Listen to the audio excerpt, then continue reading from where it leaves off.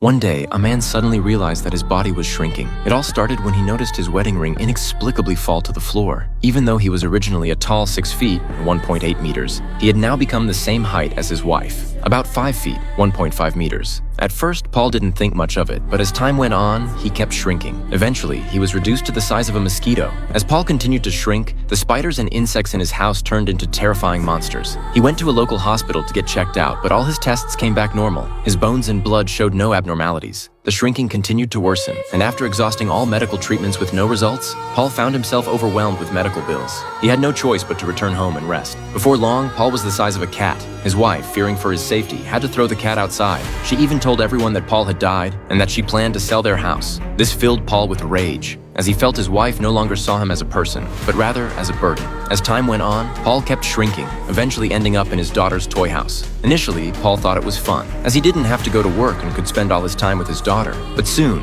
it stopped being fun. His wife wouldn't even let him sleep in their bed, fearing that if he rolled over, he might be crushed. The more his wife treated him like this, the more Paul wanted to climb into bed. The next day, he attached a fish hook to a string, hoping to use it to climb into bed. But just as he was about to try, a cat's meow came from outside the door. The cat his wife had thrown out had returned. The sight of the cat now terrified Paul because in his tiny form, the cat seemed like a giant. He tried to run, but accidentally cut himself with the fish hook. To make matters worse, the cat was now in hunting mode, creeping toward him. Panicked, Paul grabbed a needle for defense and ran, but his tiny legs were no match for the cat, which soon caught up with him. In the chaos, Paul fell into the basement. He tried calling out to his wife, but with his body now so small, his voice was no louder than a mosquito's buzz. His wife couldn't hear him. When she saw the cat had returned, she realized something was terribly wrong. Later that night, Paul found a rag to cover himself and managed to survive the night in the basement. The next morning, he was woken up by his daughter's voice. It gave him hope. He quickly grabbed a piece of chalk and wrote his name on the basement door,